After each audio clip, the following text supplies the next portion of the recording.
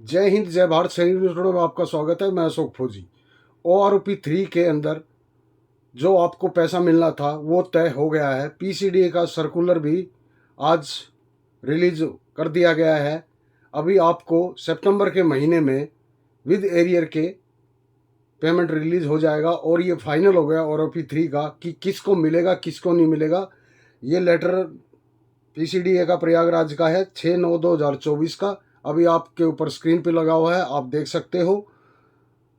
इन्होंने जहाँ जहाँ भेजना था RBI विभाग, मुख्य लेखागर, दूसरी मंजिल, बांद्रा कुला कॉम्प्लेक्स, पूरे सभी के सभी इसमें पूरे एड्रेस दिए हुए आप देख सकते हैं। सैन्य, वायुसेना, सब जगह ट्रेजरी, जहाँ जहाँ से वेटरन जो है पेंशन लेते हैं, ये जो है ना सर्कुलेट कर दिया गया है। भारत सरकार रक्षा मंत्रालय क्रमांक 2023 पेंशन पोर्टल 10/7/2024 को एक लेटर जारी हुआ था OROP के संबंध में। उस लेटर का भी इसमें रेफरेंस दिया गया है।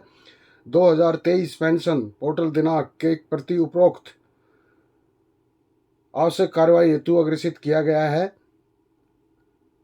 विषय 4/9/2024 को सूचना एवं आवश्यक कार्रवाई के लिए प्रेषित किया गया, जो स्वतः स्पष्ट है। उपरोक्त सरकारी पत्र पिछली सरकार की निरंतरता में रक्षा पेंशन भोगियों के पारिवारिक पेंशन भोगियों के लिए वन रैंक वन पेंशन संबोधन लागू करने के लिए जारी किए गए हैं।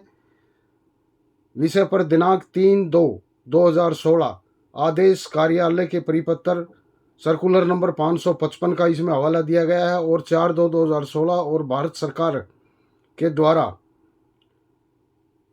रक्षा मंत्रालय के पत्र 20/1/2023 के माध्यम से कार्यालय द्वारा प्रशिक्षित किए गए हैं। ये चीज़ें आपकी सारी आप स्क्रीन पर देख सकते हैं, लगी हुई हैं।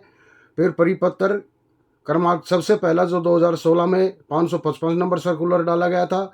अब जो सर्कुलर 23 में दिया गया था वो 666 दिनांक 20/1/2023 की उल्लिखित कार्यों के निर्देश के आदेश पर समान रूप से लागू होने के बाद तक की विशेष रूप से निर्दिष्ट किया गया हो।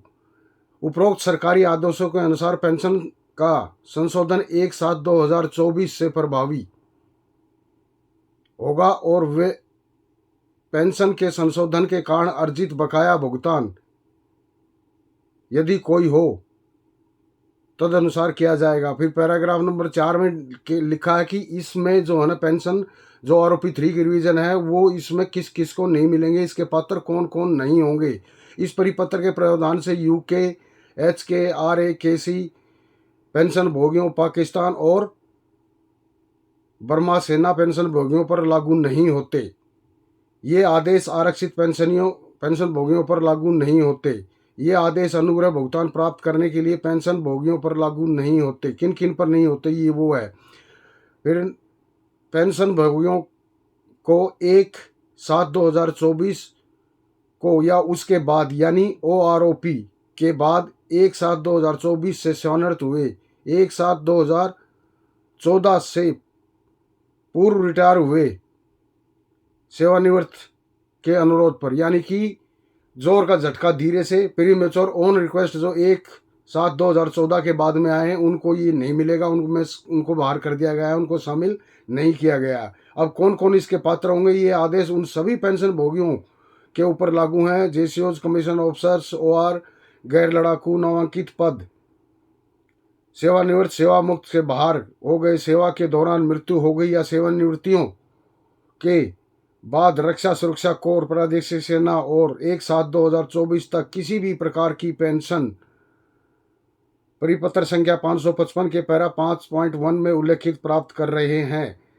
DSC में भी इसका पुनरीक्षण किया गया है। DSC कर्मियों की पेंशन को DSC सेवा के पेंशन प्राप्त कर रहे अर्थात जो सेना के DSC दोनों में प्रदान की गई सेवाओं के DSC में सेवा के साथ सेना की पूर्व सेवा की गणना के माध्यम से एकल पेंशन प्राप्त कर रहे हैं। नियमित सेना टेबलों के लिए प्रदान की गई समान दरों के आधार पर संशोधित किया जाएगा। DSC कर्मी लिपिकीय ड्यूटी और अन्य ड्यूटी समूह Y के नियमित सेना कर्मियों की पेंशन के हकदार हैं।